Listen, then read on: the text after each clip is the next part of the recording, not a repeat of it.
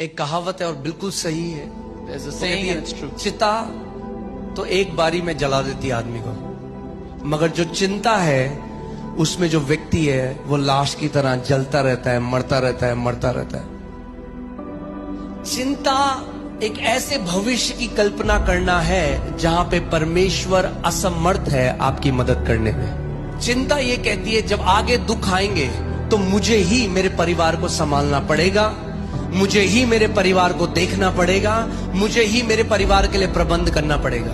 मगर प्रभु ने कहा जब तू चिंता करके अपना एक बाल, सफेद बाल काला नहीं कर सकता, ना अपने जीवन का एक पल बढ़ा सकता है, तो तू क्यों चिंता करता है? उन चिड़ियों को देखो, ना बोती हैं ना काटती हैं, फिर भी कोई भूखी नहीं मरती, क्योंकि तुम्हारा स्वर्गीय पिता उन चिड़ियों को खिलाता है। क्या तुम उन सबसे ज्यादा मूल्यवान नहीं हो? बोलो अपने मन को, मेरा परमेश्वर मेरे साथ वहां पे खड़ा है, उसका वचन कहता है वो मुझे कभी त्यागेगा नहीं, कभी छोड़ेगा नहीं। उसका वचन कहता है तेरे बाल पकने तक मैं तुझे थामे रहूंगा।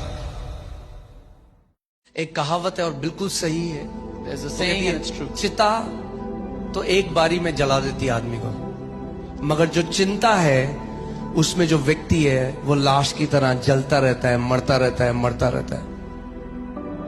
चिंता एक ऐसे भविष्य की कल्पना करना है जहां पे परमेश्वर असमर्थ है आपकी मदद करने में। चिंता ये कहती है जब आगे दुख आएंगे तो मुझे ही मेरे परिवार को संभालना पड़ेगा, मुझे ही मेरे परिवार को देखना पड़ेगा, मुझे ही मेरे परिवार के लिए प्रबंध करना पड़ेगा। मगर प्रभु ने कहा जब तू चिंता करके अपना एक बाल, सफेद बाल काला नहीं कर सकता, ना अपने जीवन का एक पल बढ़ा सकता है, तो तू क्यों चिंता करता है? उन चिड़ियों को देखो, ना बोती हैं ना काटती हैं, फिर भी कोई भूखी नहीं मरती, क्योंकि तुम्हारा स्वर्गीय पिता उन चिड़ियों को खिलाता है। क्या तुम उन सबसे ज्यादा मूल्यवान नहीं हो? बोलो अपने मन को, मेरा परमेश्वर मेरे साथ वहां पे खड़ा है, उसका वचन कहता है वो मुझे कभी त्यागेगा नहीं, कभी छोड़ेगा नहीं। उसका वचन कहता है तेरे बाल पकने तक मैं तुझे थामे रहूंगा।